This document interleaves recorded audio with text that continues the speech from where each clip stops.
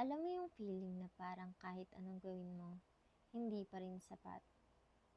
Parang may bundok kang tinatangkang akyatin at kahit may mga tagumpay ka na, hindi mo pa rin ramdam na umabot ka na. Napapagod ka, pero patuloy pa rin. Kasi feeling mo hindi pa tapos. Pero hindi mo napapansin, bawat hakbang mo, kahit maliit, ay may halaga. Minsan natatanong mo, kailan ba magiging sapat?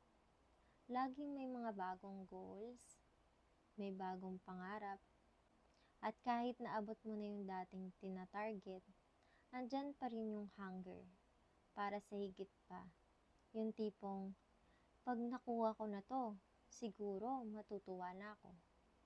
Pero pag andyan ka na, may bago na naman. Laging feeling mo kulang pa.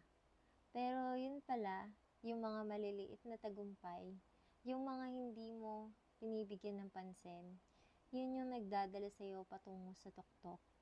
Bawat pagkatalo, bawat pagbangon, at bawat hakbang may ibig sabihin.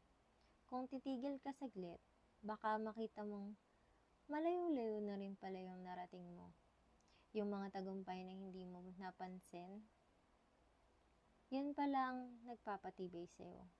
Minsan kasi, sa buhay, parang laging may pressure. Kailangan mabilis, kailangan perfect.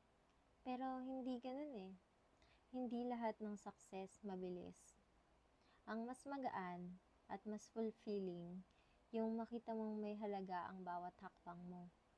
Hindi lang yung dulo ng daan, kundi pati na rin yung proseso ng pagtahak mo dito. Kaya kung pakiramdam mo, malayo pa, tanungin mo ang sarili mo, saan na nga ba ako? Minsan kasi, hindi mo lang nakikita.